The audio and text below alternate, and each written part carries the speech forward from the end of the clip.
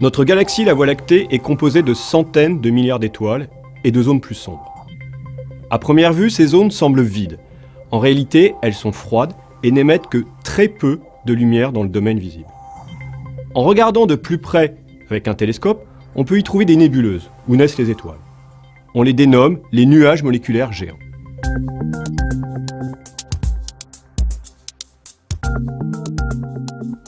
Ils sont composés de gaz, surtout du dihydrogène, et de poussière interstellaire.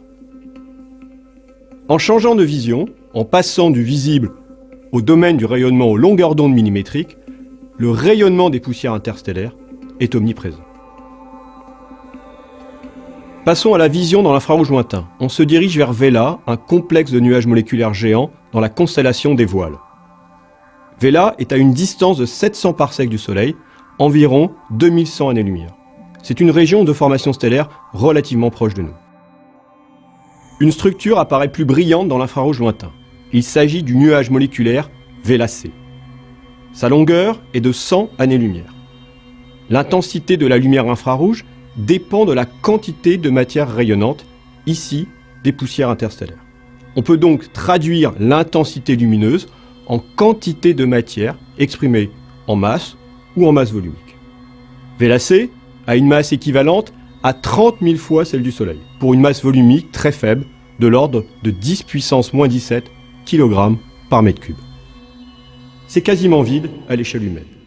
Pratiquement 1 milliard de fois moins dense que l'air dans cette salle. Quelques milliers d'atomes dans un dé à coudre. Enfin, c'est très froid, 20 Kelvin en moyenne, soit moins 250 degrés Celsius.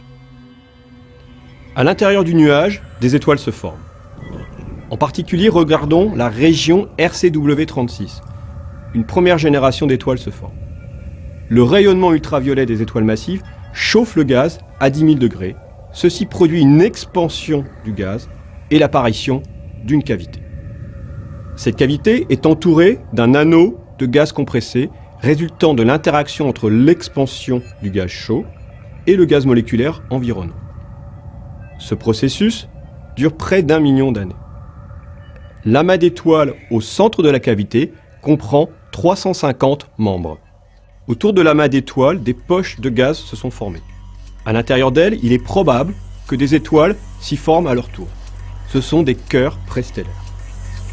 Leur taille est de l'ordre de 0,3 années-lumière, ce qui représente la taille d'un système solaire. Les plus gros ont une masse de 30 fois celle du Soleil. Environ un tiers de cette masse sera convertie en étoiles. À plus grande échelle, la matière interstellaire apparaît concentrée sur des filaments nébuleux. Ils sont un peu plus denses et donc un peu plus lumineux dans l'infrarouge lointain. En quelques centaines de milliers d'années, ces filaments pourraient se briser sous leur propre poids. Chaque fragment donnera naissance à des étoiles. Vela se transformera ainsi en un nouvel amas de dizaines de milliers d'étoiles.